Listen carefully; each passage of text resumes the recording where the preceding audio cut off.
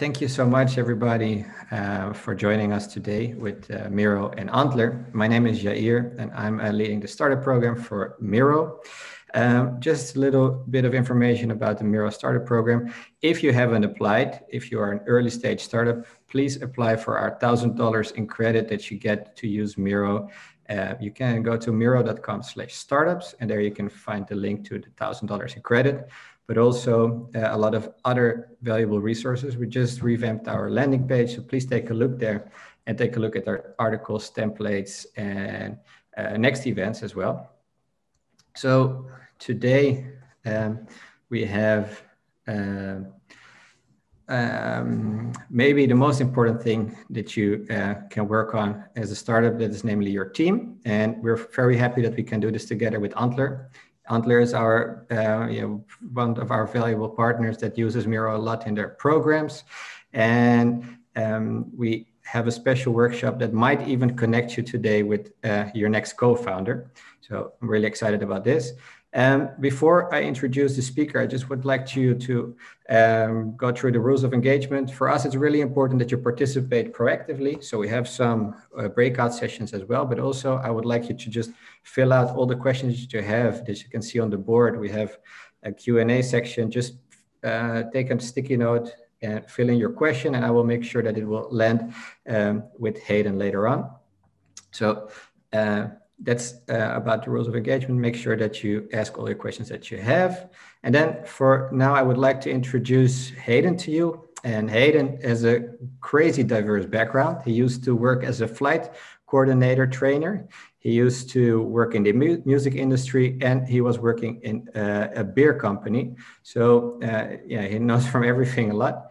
He is now currently the portfolio marketing manager at Antler. And he knows everything about making successful teams, and hopefully he can even be your Cupid today. So with this, I would like to give the word to Hayden. And yeah, if you have any questions, like I said, just put them on the board and I will get back to you later.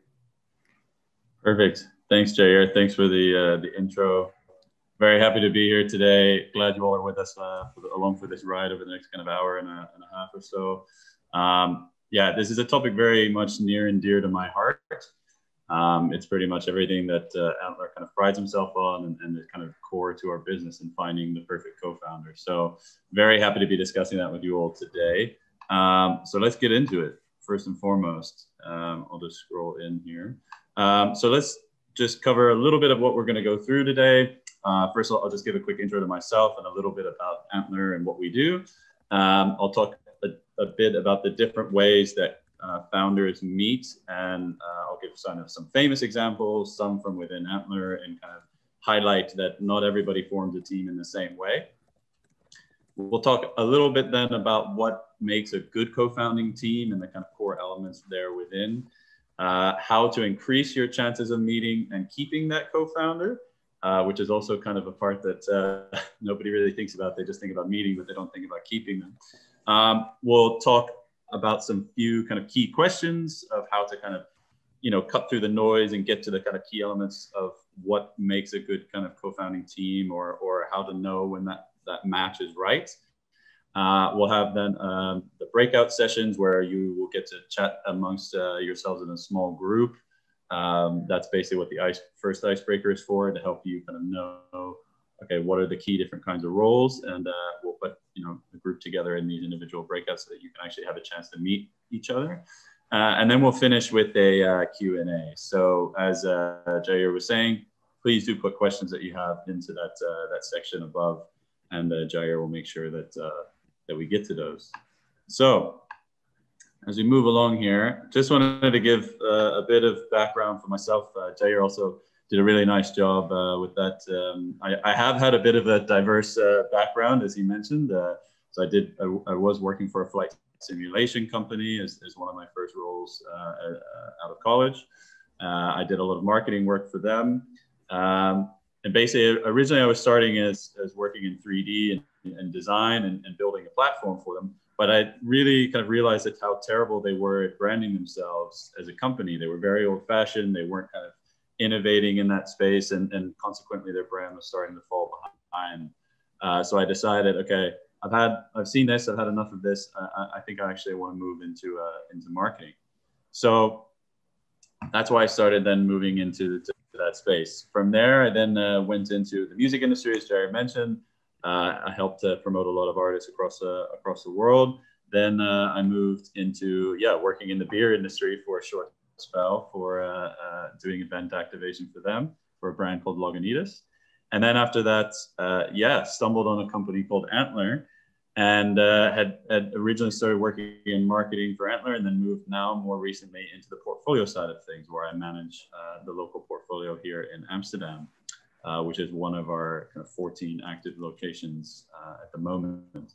So yeah, a bit of a mixed bag, very varied, but I've been very pleased to help kind of co-founding teams meet and have seen a lot of those interactions happen. So let's discuss a little bit about how some kind of famous founders have met in the past. So there's three kind of famous examples. I'm sure some of you maybe know parts of the story, maybe you know all of these stories, maybe you don't know any of them, but I'll just talk a little bit about the different ways that founders can meet. So Airbnb is probably one of the most famous ones from, kind of past that big startup boom. The three co-founders actually met through Craigslist and basically rented an apartment together. Two were living in San Francisco. They couldn't afford to pay the rent. They brought in a third renter with them. And then they actually decided that they could make a little bit of extra money because they couldn't afford their rent, because rent in San Francisco, of course, is very high. They decided that actually, why don't we turn this area into a loft space that could fit, a couple of air mattresses. And they knew there was an upcoming design conference coming into town. So they decided, all right, let's rent out our three kind of air mattresses and promise people that there'll be a breakfast at the next day. And from there, they charged $80 per mattress, and three people signed up like that. And they realized, okay, I think we're onto something here. There's an opportunity here. Then from there, they basically started working on the idea. And actually, funny enough, they were working on it for a little while, decided to park it for a bit because they wanted to work on a roommate matching service for college students. They actually worked on that for about 4 months before realizing that roommates.com already existed. And then they were like, okay, well, let's go back to Airbnb. So they actually wasted about 4 months of time working on something that already existed. So that was kind of the first story of Airbnb. WeWork is a bit of a different one. Basically, the short story is that they met in an elevator. It was a classic elevator pitch style. Only the weird kind of caveat is that one of the co-founders was not wearing a shirt at the time and was basically only wearing his pants. So it was a bit of a weird one. But they essentially, Miguel McKelvey, one of the founders, was at a friend's apartment building. They were getting into the elevator. And then walks Adam Newman, the future co-founder of WeWork. It was a hot summer day in Israel, and he basically had enough and had his shirt off in the elevator and was just started talking to everybody and telling and just kind of making connections. And from there, the two actually hit it off really well and started forming the kind of early foundations of WeWork as a company, which they called Green Desk, I believe. And from there, kind of, snowballed. And obviously, there's a load of crazy stories that have happened with WeWork since then. But it's a very different kind of way of meeting your co-founder, let's say. And then 23andMe is a very different case. This is much more around kind of the social impact side of things, right? And how that can bring people together. Originally, Linda Avey, who was the one who kind of set out to found 23andMe, originally, her original business partner was kind of more looking to sell the 23andMe testing kits and create kind of a bank of, just make money off of that. But Linda kind of saw a bigger picture, and that she actually wanted to build a massive sort of genetics database for researchers that, could lead to kind of medical improvements and have a whole range of additional benefits. And so they ended up kind of splitting up from that because they just didn't see eye to eye on the social side of things, on the impact side of things. She later then Linda learned about Anne Wojcicki, I think is how you pronounce it, who is a biotech analyst. They met over dinner. They talked about the project. They realized that they agreed on the kind of impact side of things. And yeah, then they took it from there, basically. And that's how 23andMe came to be. So before then we talk about how some founders have met within Antler and kind of key ways that we've seen teams found. I just wanted to talk just a little bit about how we actually do that, so you have some background. So Antler is essentially a 6-month-long program where we start with kind of sourcing individuals, people who want to become entrepreneurs, who maybe have an idea, maybe they don't have an idea, but they're very keen on kind of getting into founding their own company. We source about 50 to 100 what we call founders into our program. And then we actually pay them a grant of up to $3,000 for the first 2 months of the program to kind of help you de-risk the jump, the leap that you're making into entrepreneurship. So we kind of remove some of that risk by giving you a small stipend to help support you. The first 2 months then are really centered around helping, you know, all these individuals come together and form teams and form companies from those teams, right? So we run a lot of like workshops, boot camps, hackathons, expert sessions, you know, anything that can kind of help fill in gaps within anybody's knowledge and help kind of bring people together and understand social connections that they can form within this group of founders. So from there, once those kind of 2.5 months are over, we then have what we call the investment committee. And that is basically where Antler says, okay, so out of all these teams that formed and the companies that formed, they then pitch to us and we decide from there, all right, who are the companies that we want to actually invest in? So we typically will invest in about 40% of the teams that form. And then the investment looks as though we give 100,000 euros per company. And then we support them into what we call phase 2, which is this company building portion here. So if you do get a yes from Antler at the investment stage, you're then, you know, essentially a full-blown startup. You're very official, and you go into company building where we help you scale up the idea, develop an MVP, acquire customers, X, Y, and Z, all that kind of hyper important stuff to scale up.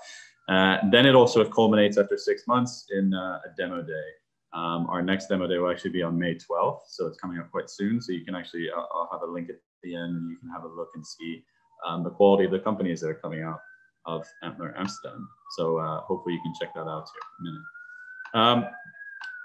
But again, in addition to the kind of famous examples that I mentioned earlier, you know, those are great, but they're a little kind of maybe starry-eyed or kind of legends in a way. But I wanted to give you kind of a few examples of a bit more kind of concrete, a bit more real examples that we've seen within Antler, so that you can understand there's no one right way of meeting a team, and there's no way to really know, okay, when is it right, when is it not right. So I wanted to just highlight a few examples from our own portfolio. And the first is from a company called Cove, who is based out of Singapore, who provide basically kind of co-living spaces. They rent kind of co-living spaces. So the way they formed, they actually first matched socially. They realized, yeah, we actually really enjoy working together. So let's form a team, and then let's find an idea based on our skill set. So they actually were like, we like working with each other. We're going to find an idea that suits us to work on. So that was one example. The other is Cognicep, which basically formed over one founder having a very clear idea of what he wanted to build, which is basically Cognicep is a robotics company that does like on-site maintenance for robots. He knew he wanted to build this. And so he came into the Antler program and was like, all right, I need this skill set and this skill set to make this happen. I'm going after only those people, you know? So if you're a founder who has like a very clear picture in your head of what you want to build, it's important that you have a great understanding of what skills you need to make that happen. And that's exactly what the Cognicep team did. And they're probably among one of our most successful companies. The next one is Josudo. So slightly different to a social match. They actually formed around a common passion for something. So they all loved esports, and basically that world. They love that world, and decided, like, okay, they formed over this kind of common passion, and they're like, well, why don't we, build a startup in something that we love, which is esports. So they formed Josudo, which is an esports coaching company. It helps basically give more skill sets, or helps people develop skills playing all types of games. So that's how they formed. And then lastly is Sampignon. So slightly different to the other three. One of the co-founders formed the idea while in the program, and then actually brought in people from within his own network to join and become part of that founding team. So that's how Sampignon formed. So there's actually, I hope from these kind of 4 examples, you can see very clearly that there's a lot of different ways that this can happen. And especially within Antler, we've seen, even more examples of this, or different examples of this throughout. So the first thing is there's kind of a small little question I have for you around what makes a good co-founding team. So the way I'm gonna, or what I'm gonna ask you to do, just very quickly, is we've noticed within Antler that there's 5 key building blocks to form your co-founding team on. So it's personality, skill set, vision, values, and chemistry. These are all very core kind of pillars of what makes a good co-founding team, but they're not all, it's not best for them all to be different or similar.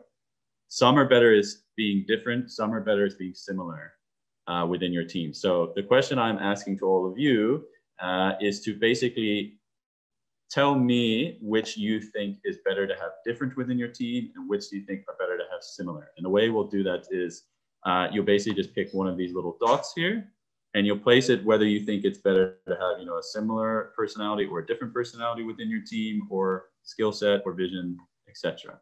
I think we'll take just a few minutes to do that. So feel free, and by the way, none of these dots here were already giveaways, but please feel free to place in there what you think, and we'll take just a few minutes for that. I've given you 2 minutes, guys. Just once click on the dot and you will be able to move it. All right, time is up. I think that was a good idea, Jair. Whoever placed the chemistry dot on the left, do you want to maybe just quickly unmute yourself and just give us a thought as to why? And there's no right or wrong answer. I'd love to hear your thought on it, if you're not too shy. Or maybe could be a mistake also. Yeah. All right. Fair enough. Okay. So then we're gonna have a look and actually reveal the answers here. Jair, I think you have to. Yeah. Yeah. All right. So here you have it. It is, what we've noticed is that it's better to have kind of personality and skill set be different within your team. And we noticed that it's better to have a similar vision, values, and chemistry in your team. And the reason for that is that we'll start at the bottom, is that chemistry is really pretty essential. And that's different from, personality, in that if you don't have good chemistry, you have to think about it that you're going to be working with this person who's going to be your co-founder for, 3 to 10 years, maybe even longer. And if you really aren't getting along with each other, or you don't have that kind of long-term fit, it's just not going to work. So it's super critical that your chemistry matches each other. Values is important. And, think about values in terms of, like, your moral values, but also like what you want to see as values for the company that you're building. It's important to have those to be similar, but I think there's a few caveats to that. It's not always super critical that these match up, but it is better often or to be similar or aligned. Kind of a famous example is one from PayPal, where Peter Thiel is very Republican leaning, and Reid Hoffman is very Democrat leaning, and they're very much on the different sides of the political spectrum, but they made it work. They figured it out, and obviously PayPal is a super successful company. Vision, I think, without a doubt, has to be the same. It has to be similar. You have to have a clear idea of what you want to build from the very beginning. I think that's probably the most critical aspect of being a good co-founding team, is knowing that you're both working, or all of you are working towards the same goal. And that's what vision really means. Skill set, I think, is the obvious one. You need to have, good balance of skills within your team. So classic, hipster, hacker, hustler from the first icebreaker that we had. Super critical that you're covering kind of all the bases here. So obviously skill set is very, very vital to be different. And then personality, I think it's just good to have a good mix of different flavors, right? You don't want kind of everybody thinking and acting the same way, because that just ultimately doesn't give you the diversity that you need to be a successful team. So I think all of you, or pretty much all of you, got it pretty spot on there. So well done. Yeah, thanks for participating. I love to see that. So just going into quickly about skill sets and how to think about them. We call them spikes here in Antler, which is, I think, taken from Kim Scott's Radical Candor, if I'm not mistaken. I think she mentioned it in there. It's kind of simple, but you don't have to be very good at everything. In fact, it's better if you're not. You really want kind of co-founders who are specialists, not generalists. Generalists tend to come sort of next level of co-founding teams, so kind of like a first hire or somebody. Your co-founding team should really be, if you're good at column A and D, like you can see on the left, then you need somebody who's good in columns B and C to form a great company. If you're hiring somebody who's kind of a mid-level of all of them, that's great, but it's not really going to get the job done in the very early stage. So you really want specialists in your co-founding team, and then later on move into those generalists who can, fill in gaps and plug holes when needed.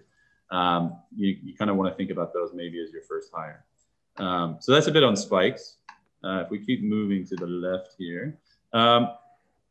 So some people look at this slide and are like, what the hell is Lux Surface Area? And I can understand why that's a bit confusing. This is another kind of Antler sort of thought process.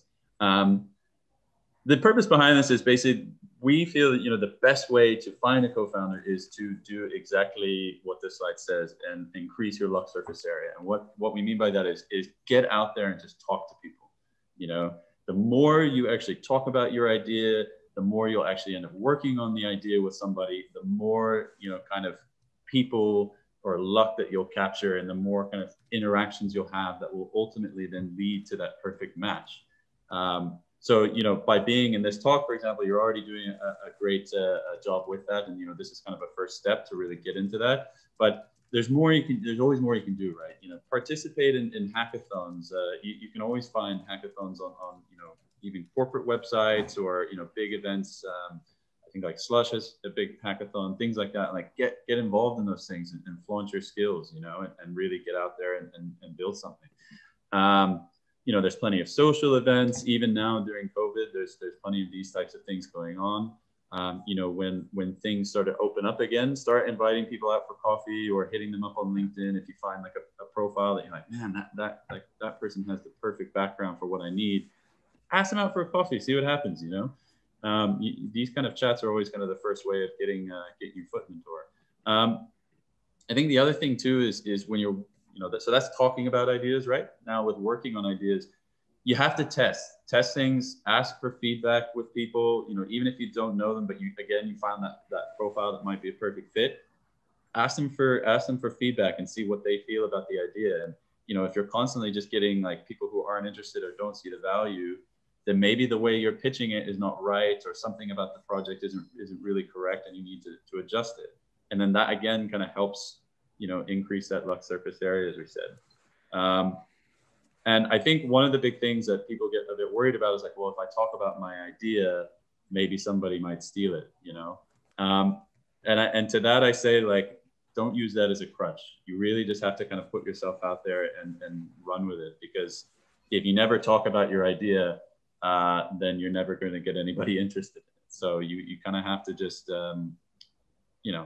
throw caution to the wind almost, and be willing to discuss things, because if you keep it bottled up, then you're never going to get anywhere.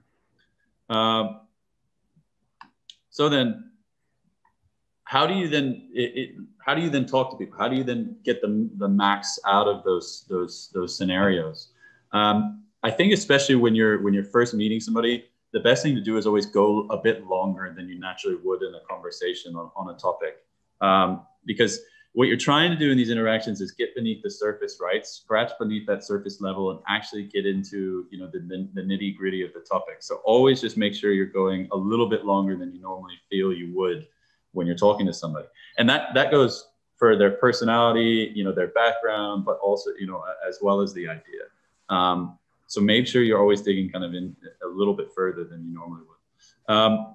I think, again, it's also okay to work with someone you like and not overcommit. So I think if you're upfront with somebody and say, hey, you know, I'm really looking at multiple people at the moment. I think what we have is working really well, but I don't kind of want to overcommit right now. So I'm just going to, you know, try a few ideas with someone else or work with somebody else very shortly. And then we can come back and see if this is a long-term something that's going to be a fit. I think if you're always upfront with people about that at the very beginning, then there's no kind of hard feelings. And then you also don't have to kind of overcommit yourself, like I said. And yeah, when you think you found someone that you can work with, but you still want to keep exploring, just let them know you're interested and keep them engaged and keep them in the loop. Now, the big question that always comes up is how do I know when it's right? And unfortunately, there isn't a one-size-fits-all answer to this. But the best I can say to you is listen to your gut, you know, trust your stomach. Because oftentimes, you know, we've all been in relationships a little bit longer than maybe we should have been, but you know it's not going well, but you just can't really make that decision to kind of end things. It's very similar in a way to a startup or to a co-founding team. You know, if you're already getting kind of feelings of like, I'm not really sure this is quite right, or that, you know, talk it out with them, try and resolve the problem. But if it still persists, then it's probably a red flag, and it's up to you to kind of acknowledge that and move on. There are a few things you can do to kind of preempt this, which we'll get into in a minute. The first of which is, you know, talk through those difficult questions early on with your co-founder. Really try and figure out, you know, the questions you want to ask to understand if you have that same personality, if your vision is the same. Try and, you know, do activities together that help, you know, build chemistry amongst the both of you, or all of you, or however many of you there are.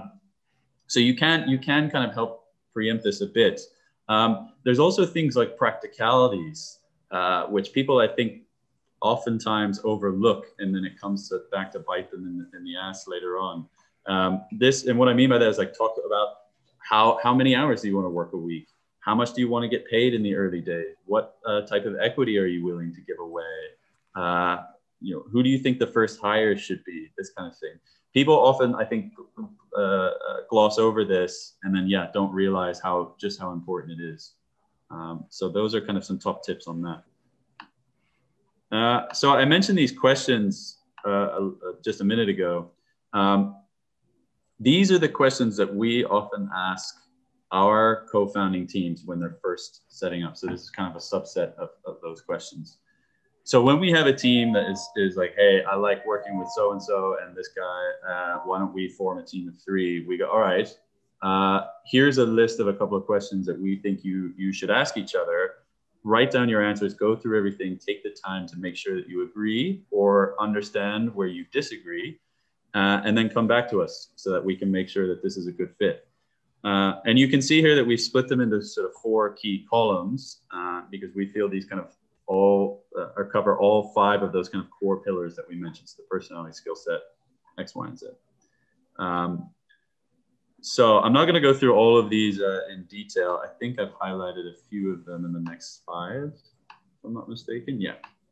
So I highlighted a few here in red that I think in today's session will be a good kind of kickoff questions to ask the people who will be in your breakout rooms.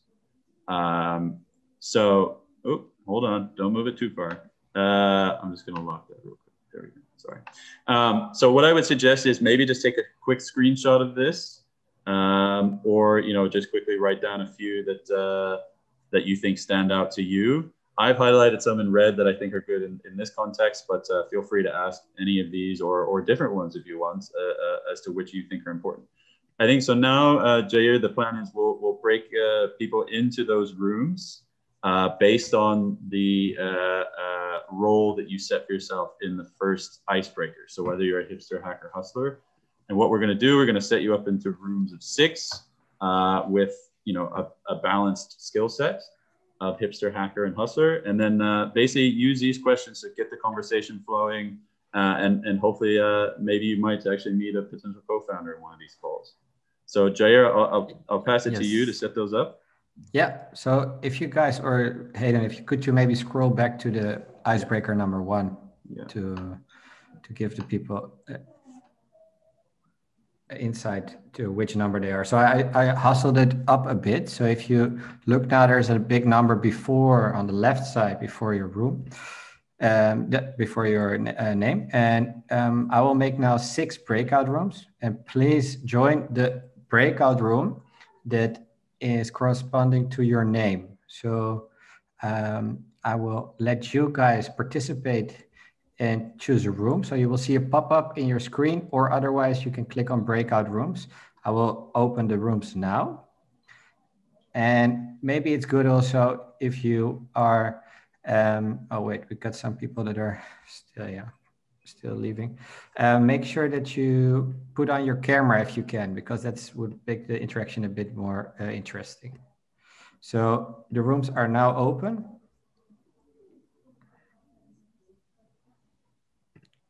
Yeah, so if you're here in this first kind of 6, you'll be in room 1, room 2, room 3, and so on. Yeah. So thanks for doing those breakouts. We hope you had some good conversations. We just wanted to, in the last kind of few minutes here before we jump into the Q&A, just take a moment to, if you had any kind of thoughts or reflections that you wanted to share, just put them on the sticky note here and drag them in, and then we can kind of just talk about them in the open space if you want to share anything that you guys chatted about. So we'll just give a few minutes for that, and then we'll have the Q&A portion. Yeah, so you can find it on the board. Just put in some reflections, 3 minutes quickly on, put them here on this part, so next to, on the left side. All right, so I think while people are putting these in, then I can talk about a few of these. So I think, I think timing, not enough time to discuss. That's, I think, actually a good sign in a way that it meant, I think next time we'll definitely add more time, but I think that also means then that, conversation was hopefully flowing well enough that you felt like you were getting cut off in a way, I guess. So if we do this again, we'll definitely add more time to that. Hopefully you still had enough time to kind of get a general quick intro and kind of meet as many, some good connections and further the conversation from there. Need someone dedicated as facilitator. Okay, that's also good. That's good feedback. How to get meaningful conversations. I think, again, hopefully you were able to make use of those questions that we kind of posed to help get the conversation flowing. I think, another way you can always do that is by just talking about common ideas, or common areas of interest. I think that's always the first one to kind of launch things. Is just say, what areas of business are you actually interested in? Are you more interested in fintech, or, and then, from there, if let's say fintech is an example, and you both are into that, then say, okay, kind of where are some areas that you've noticed that need some assistance, or what's some personal pains that you've experienced. From there, you're already kind of getting into some idea discussion and things like that. You can even ask, like, what are some startups that you really admire and why? Anything like that to kind of just it's just about getting the conversation started, right? People with different priorities in their lives will put in varying amounts of time to the startup. Yeah, i.e. those earlier. This is again why, super important to make sure that you're aware of people who, how many hours do they want to work? What's the kind of equity they're willing to go apart with, that kind of thing. I think this is a super critical point to discuss. So good that got highlighted. Varied experiences in starting a startup and idea. I think that's fair. yeah, you're always going to get that a little bit, especially in a situation like this where it's the kind of pairings are slightly kind of random. So yeah, I think some of this is really good, good helpful feedback. I'm glad that the questions helped made it flow. Cool. All right. I think then some of these kind of fit more into the Q&A portion. So I think we can just actually go through into that now. So again, if you do have any questions, there's a small panel up at the top for the Q&A. And let's just get into that right now. So hold on, move up to that board there. But I think Jay, or you already had a few questions that you yes. That you wanted to ask. I would like to start with this one. How do you evaluate good chemistry in a short period of time? How do you evaluate good chemistry in a short period of time? Yeah, okay. I think, again, it starts with a bit around kind of asking the right questions and making sure that you kind of put yourself into situations where you can actually experience chemistry with someone. And that doesn't mean just like sitting in a room, putting headphones on it and working and just, bashing through topics of the project. You really do actually have to take time to really speak with each other, try and connect, have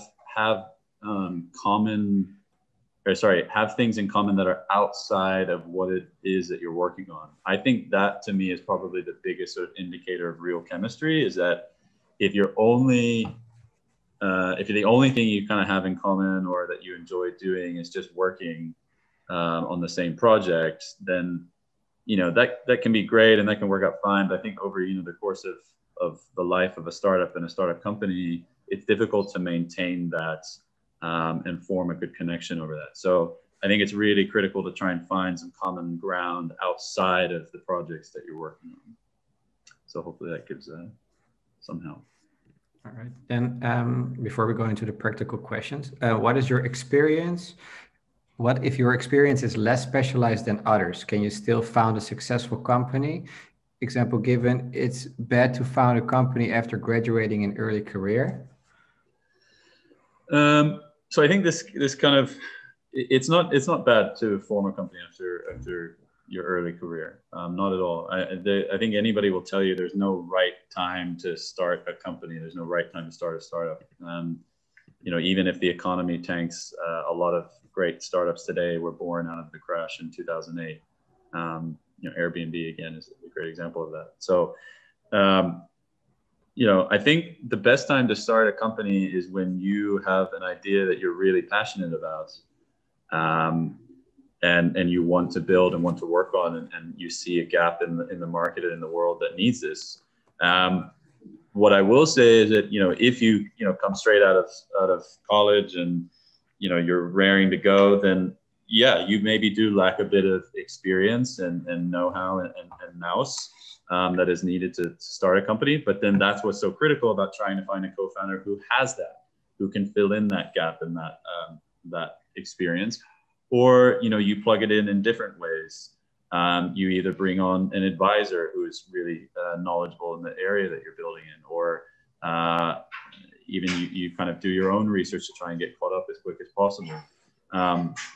So I wouldn't say there's anything kind of wrong with starting it out of your career. You just need to make sure that you find that right balance with the co-founder and filling in that skill set. Okay, thanks. I have a question. What's the ideal number of co-founders for a successful team? 2, 3, more? Yeah, this is an interesting question. I think I'll say it like this. What we've experienced at Antler is that 2 is always better than 1. So 2 co-founders is always better than 1. 3 is often better than 2. And 4 co-founders is often worse than 3. So, you might hear that and say like, oh, well, 3 is the perfect number. I think the thing with having just 2 co-founders, it's oftentimes very difficult to really get that full kind of skill range that you need just between the 2 of you. That's why I think the hipster hacker hustler thing is such a common kind of stereotype now, is that that really caters to all of the balance that you need when building a company. And the reason I think that 4 is often not as successful is because in the early days of a company, lots of people are doing lots of different things.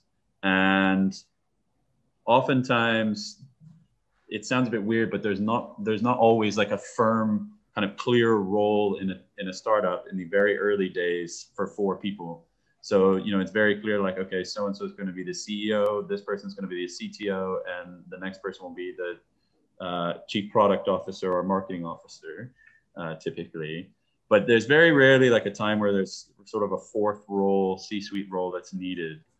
The other thing is that oftentimes there's only so much equity to go around. And when you get to 4 people, then the equity split starts to become quite small. You're starting to get into, less than 25% per person. So with your first investment. So oftentimes I think 3 is a golden number, but it's not by any means kind of a set done deal. We're getting a lot of more questions. That's great. Do you think it's a good idea to have a mentor alongside you during your entire process? How easy is it to connect with others with diverse experience, skill sets? So 2 questions in one, I think. Do you think it's a good idea? Yeah. Do you think it's a good idea to have a mentor alongside you during the entire process? Yeah, absolutely. Absolutely. I think if you can get like an advisor who is very knowledgeable in the space, can make initial intros to you, or sorry, for you to investors or potential clients or something, that can make or break a startup in the early days. It's also just nice to have somebody to just talk to outside of your co-founding team about shit that's going on, and just be able to kind of voice your concerns or sorry, even just kind of thoughts you have. To somebody who isn't directly involved in the project. It's just nice to have a different kind of frame of reference. So absolutely encourage that. What was the second part of the question? How easy is it to connect with others with diverse experience, skill sets? I think that's the main subject of your I don't have an exact answer for you, but I think what I would say is it's, tomorrow is always the next best opportunity to connect with somebody. Technology is an amazing thing. It allows for stuff like Miro to make it easy to collaborate, and Zoom allows for breakout rooms, and you have WhatsApp and LinkedIn to make all these connections happen.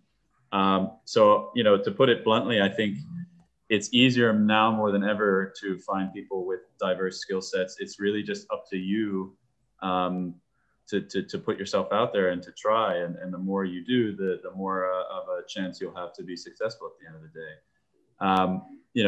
I think part of it is also understanding the types of skills that you need and where it is easiest to find those. So if you need a techie, for example, they're not always the most responsive on LinkedIn. So, try looking at other kind of avenues like, like going to tech events on Meetup or things like that. I think the way to make it easiest on yourself is to just have a clear picture in mind of what skills you think you need that you are lacking, and just go after those with everything you got. Thanks. And I think that also answers this question, right? How do you find an experienced advisor that's able to point you to investors and key figures involved in the process? Yeah, I think something like Antler is obviously a great tool for that. It's a great platform for that. Again, I think though, if you're not going with that route, the best way is to kind of put yourself out there, talk to or identify and map out who are the key kind of thought leaders in the area. So again, if you're working on a fintech idea, plot out, okay, who has a lot of experience in this, who's been in this area before, or what are companies that are similar to ours, or big corporates that are working in a similar space that we could reach out to and get advice on. I think those are kind of good avenues to do it. It's not easy by any means, but it starts with you having a very clear understanding of what your idea and business is, and then pitching that to people who have connections or experience in the space. And then could the hustler and hacker be the same person? Yeah, For sure. I mean, I think it's very rare that you get somebody who's as great at building the product as they are at selling it, but it's not impossible by any means. I think oftentimes, in the early days, people do kind of have their hand in a lot of pots. They're working in a lot of different roles and doing different topic or helping on different projects. And so sometimes the CEO does have to be a bit of the CTO in a way. But what I would say is that kind of long term, that's often not very sustainable. Usually like you need somebody who's a very clear kind of person in each of those roles, because it just becomes kind of too much work after a while to kind of keep it sustainable. So short answer, yes, but over the long term, I don't think so. Okay, and then we're going to have some more specific questions about the Antler program. Let's start with how does Antler evaluate applicants to the program? That's a good question. So we'll take it from like a business founder and a tech kind of founder. So business wise, we basically vet, of course, the background, like what actual experience does this person have? Have they founded a company before? How successful were those companies? If they've worked for corporates, which corporates are they? What were their roles? That sort of thing. We then, if they have an idea, then we also kind of check out the validity of that. We do our due diligence and see, okay, what's the passion this person has for building this? Why do they want to do it? What research have they already done themselves? What work have they done themselves? And then if let's say if they don't have an idea, then we really grill them. Okay, like what is your passion for becoming an entrepreneur? Why do you want to start a startup? And we really look into that. So we really try and focus as much as possible on the person versus kind of just looking at names of top tier universities and things like that. But of course, experience is a big part of it. On the tech side, it's very much focused on like show us real evidence of things you've built. Show us your portfolio. What are areas of areas of business that you're interested in working in? Do you have any ideas yourself? And why are you interested to become a co-founder now? Oftentimes the interview process, we have several rounds of interviews, usually about 3 or 4. And then we do kind of in the business case, we'll ask you to sort of evaluate a potential business scenario. On the tech side of things, sometimes we do like an aptitude test just to determine whether, your skills are up to snuff. And if you're then accepted, then we make you an offer right then and there and you're in the program. Thanks. And there's also a question about some data about how many of the applicants are hustlers, hipsters, and hackers, and what is the percentage of each role that is chosen for the Antler program? Yeah, I mean, I don't have exact numbers of that, but I would say a large majority of applicants are on the business side of things. There's a lot of business founders who apply, and I think that's also just because business encompasses a lot of areas. Oftentimes, if we break it down more on like roles, it's roughly sort of kind of 40% tech. And again, techie also kind of covers a bunch of different things, but we cover that. We cover, about, 9% who have marketing backgrounds, about 40% who, would be kind of fit for the CEO role. And then about, 40% for tech. And then, kind of within the other 10% or so, you have people who might be domain experts who have a lot of knowledge in a specific area, let's say like fintech or energy or something like that. And then, product managers, that kind of thing. So I hope that answers the question. Okay, thank you. And then another one about age. Does age affect your chance to get in the program? We have somebody here that is still doing his or her studies and is interested in knowing if this affects his or her chances. Yeah, I mean, I think most of the people we accept or who actually even apply are between the age of like 25 to 39. So that's usually the area we're in. I think much younger than that, we don't really typically tend to take, again, just because there's not usually enough experience to bring that person in. But that's not to say it hasn't happened before. So I think the youngest person we've ever had in the program was about 24, 25 here in Amsterdam. And the oldest, actually, crazy enough, our Stockholm office had a 98-year-old accepted into the program, which is pretty legit. I don't know how well she's doing in terms of being in the program, but yeah. Wow. So that's pretty cool. But yeah, so I think anything between 24 and 98. Yeah, basically, yeah. Yeah. Okay, thanks. Then do many startups at Antler require a COO during the first few months? Is that a role that you would recommend?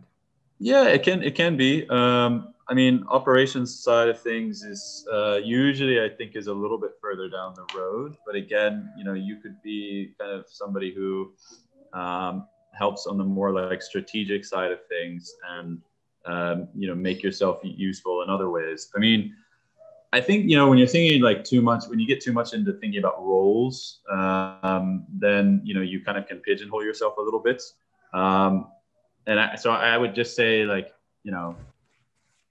try and just think of areas where you can make the most impact, and go after kind of companies or ideas where that kind of skill set is necessary.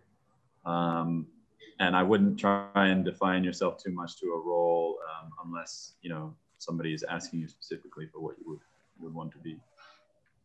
Okay, thanks. And then a little bit of a holy grail question. Given that there are so few tech people on Antler cohorts, how does Antler help startups find the necessary tech help?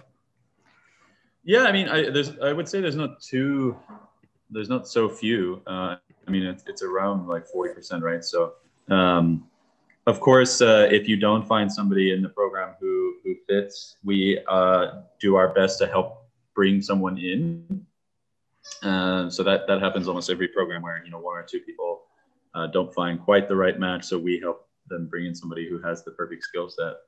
And more now, actually, what's happening is our different offices have a range of their own founders and programs running, and we actually help pull people in from other locations too, and getting people involved that way.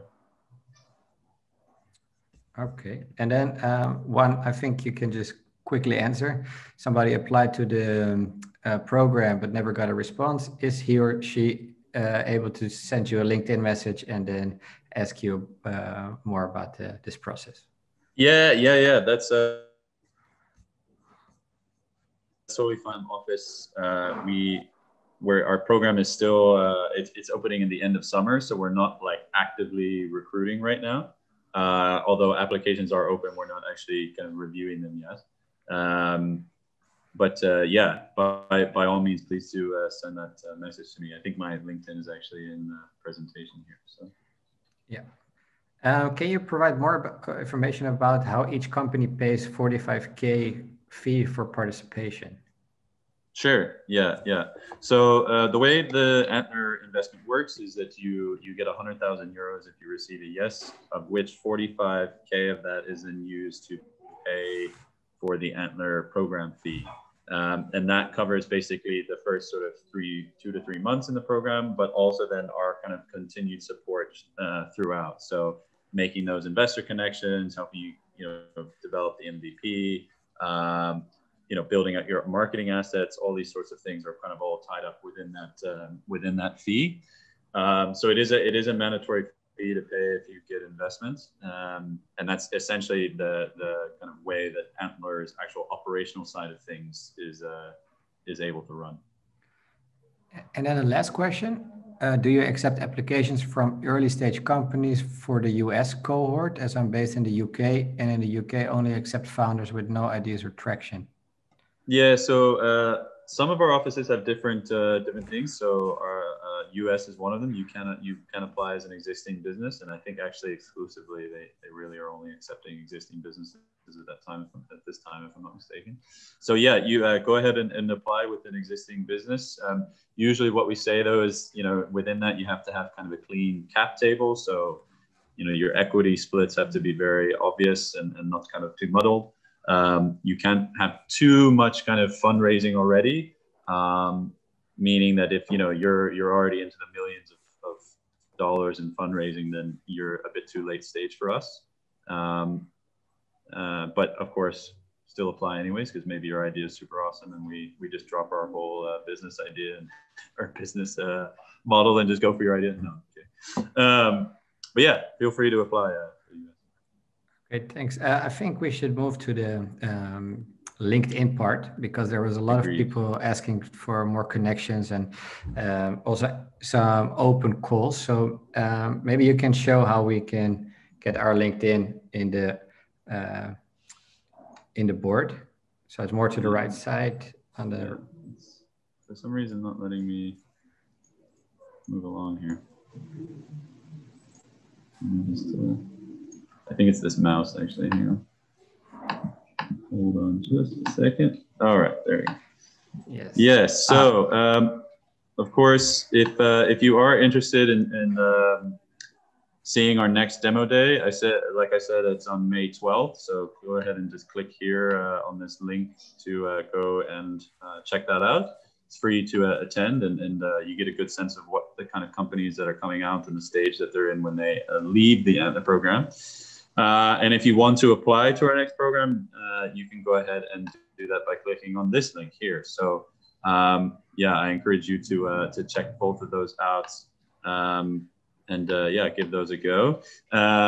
Of course, you don't have to apply to Amsterdam. We have programs starting all over the world, but of course, I would encourage you to apply to Amsterdam. But yeah, so click that and check both of those links out. Yeah, and before we kind of fully wrap up, feel free to paste your LinkedIn profile here. Yeah, it would really be good to connect to all of you. And I think as Hello Mentor have done, they've kind of made a big, almost a big advertising billboard for their position. So if you're a hipster, you can go ahead and try and check out Quincy. But if you're also a startup looking for someone, then feel free to do something similar to Hello Mentor. Maybe you can find a way to make your text even bigger than theirs. Yes. And just for the people that are, if you just copy your LinkedIn profile directly from LinkedIn, so in your browser, then you will get the nice block like some of the people already have. Then it's more clear what you're doing. And there's also one call from Arnaud. He was also looking for a founder. You can click on his comment there. Oh, yes. So, yeah, guys, thank you very much. It was a very nice event. Thank you. Yes, so I would like to thank first everybody that came. So thanks for also staying to the end. It's really awesome, participating actively.